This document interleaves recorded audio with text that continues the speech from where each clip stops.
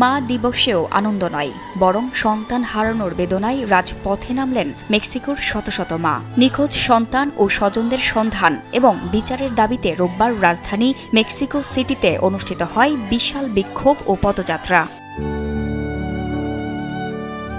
বিক্ষোভকারীরা monument to the mother থেকে Angeles of the independence পর্যন্ত মিছিল করেন। এ সময় তারা নিখোঁজ সন্তানদের ছবি, তথ্য ও অনুসন্ধান সংক্রান্ত নথি বহন করেন। তাদের দাবি, দীর্ঘদিন ধরে চলমান গুম ও নিখোঁজের ঘটনা যেন আন্তর্জাতিকভাবে আরও গুরুত্ব পায়। জীবন অবাক না করলে কে করবে? 28% মিল্ক ফ্যাটের অবাক করার সাথে ফ্রেশ মিল্ক পাউডার। জীবন অবাক করুক প্রতিদিন।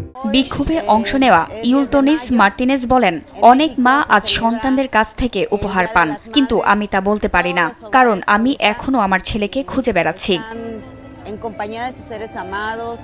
তিনি জানান, তার ছেলে হুগো 1 দশকেরও বেশি সময় ধরে নিখোঁজ। তার ভাষায়, 16 বছর ধরে 10 মে পালন করা আমার জন্য কোনো আনন্দের দিন নয়।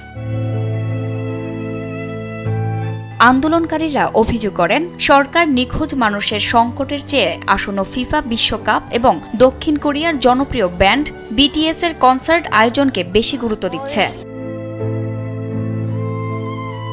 মারিয়া এলেনা সালাজার বলেন, আমরা আমাদের স্বজনদের ঘরে ফেরাতে পারিনি, অথচ সরকার উৎসব ও আয়োজন নিয়ে ব্যস্ত।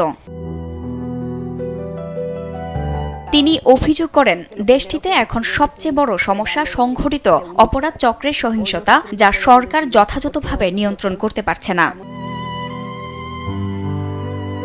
বিক্ষোভকারীরা জানান, সরকারি পরিসংখ্যান অনুযায়ী মেক্সিকোতে বর্তমানে 1,33,000 বেশি মানুষ নিখোঁজ বা অজ্ঞাত অবস্থায় রয়েছেন।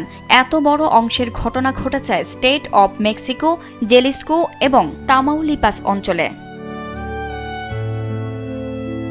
মা দিবসের দিনে মেক্সিকো সিটিতে আয়োজিত এ বিক্ষোভ শুধু ব্যক্তিগত শোকের প্রকাশ নয়, বরং দেশজুড়ে চলমান নিখোঁজ সংকট ও বিচারহীনতার বিরুদ্ধে একটি বড় সামাজিক প্রতিবাদ হিসেবে উঠে এসেছে।